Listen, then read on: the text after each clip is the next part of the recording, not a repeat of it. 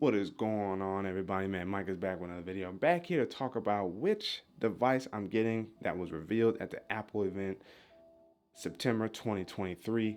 And currently I have the iPhone 14 Pro. So drum roll, please do it in your head. I am going to get the iPhone 15 Pro. Yes, I'm sticking with the Pro. I'm sticking with the smaller model.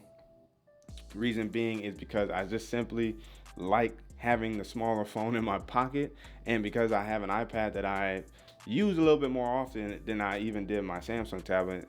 Now I don't know why that is, and I don't want to say it's a size. It's probably just because I can get more done on it, just from like an editing perspective and stuff like that.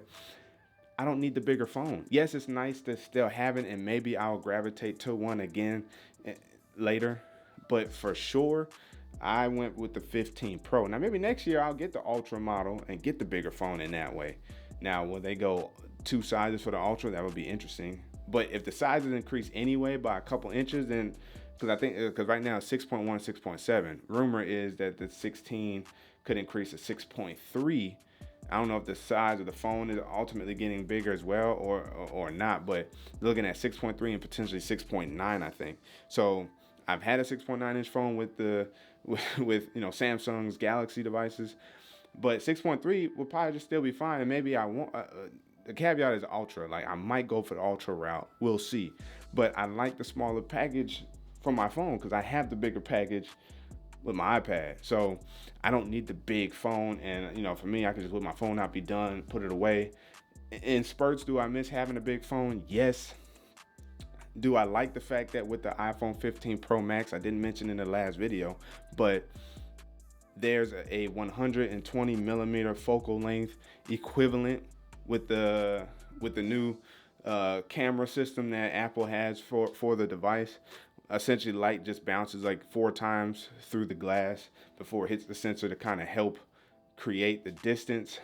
But nonetheless, it's still there, and I was very tempted to get that one, but ultimately I was cool with saving myself like 100 to 200 bucks and just was content with the 15 Pro.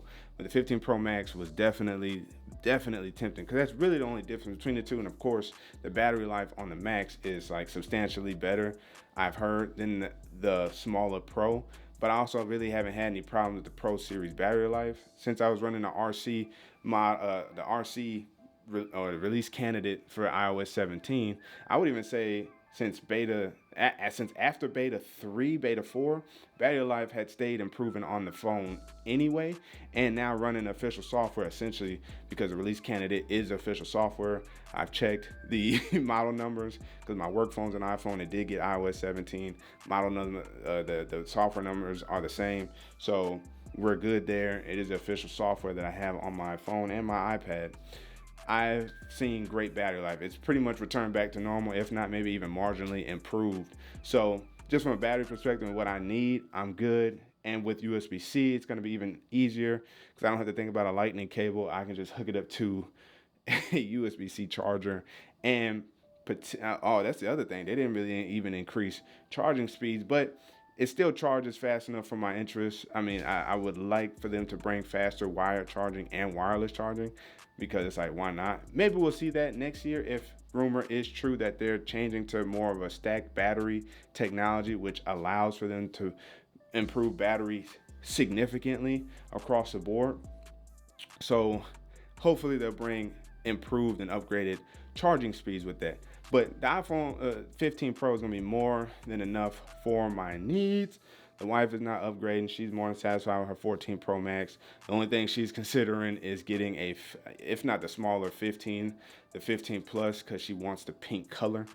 For me, I'm good on the 15. Although I really do like it, I'm not going to front. I think for me to get a second phone, I think I'm going to just wait it out till next year to get the 16, whichever one, and then use my predecessor, which would be the 15, as my beta device for software. That's something I'm looking forward to, because then I also have something I can compare software against when I'm doing those videos for you guys. Will I drop another iOS 17 video? Perhaps. There's a lot of little intricate features that I could talk about. I could probably put together along with the basic features, and just give you guys something quick to use as a tutorial guide for the iOS 17. So I probably could do that, and that'll probably drop maybe, if not later this week, next week. I've been on vacation. I just came back, so that's why I didn't drop any videos last week around the Apple event, and it was nice to allow it to cool down just a little bit and drop this right before the onslaught of iPhone 15 based videos, including my own. So that is the device I'm getting.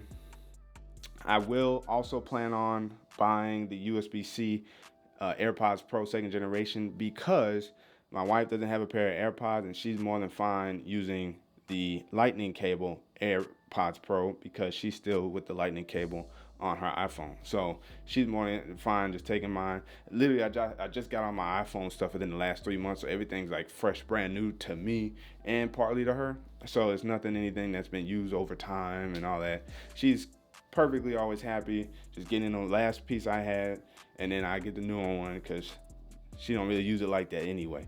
She is gonna use them AirPods though, so I'm looking forward to getting that. Unfortunately, gotta spend $250. I spent $200 on these, so I gotta spend $250 on another pair of AirPods. But at least there's some minimal kind of benefit. I wirelessly charge mine most of the time anyway, but just having that safeguard of USB-C is nice, and we have effectively reverse wired charging with the iPhones as well, so that way in a pinch you may not be able to stick the AirPods on the back of the iPhone, but you can stick it back there on top of the on top of the iPhone connected with the USB-C cable. So that's nice there. And I have not heard anything about the rumored iPhone or iPad event that's supposed to take place in October. I don't know if they still will do it.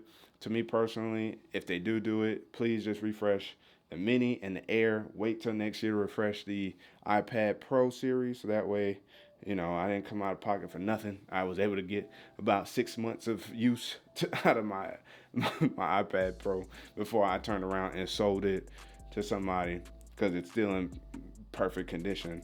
I would sell it and then, of course, get the M3. You know what I'm saying? All right. And I'm also looking at getting the fine woven case, the new materials case that has discontinued the leather case lineup, or replace it for that matter. I'm looking forward to using that, because although I don't really care for cases, I do care for them in a pinch, like being at the airport, or like potentially going out and playing sports, or being a little bit more aggressive, one with nature.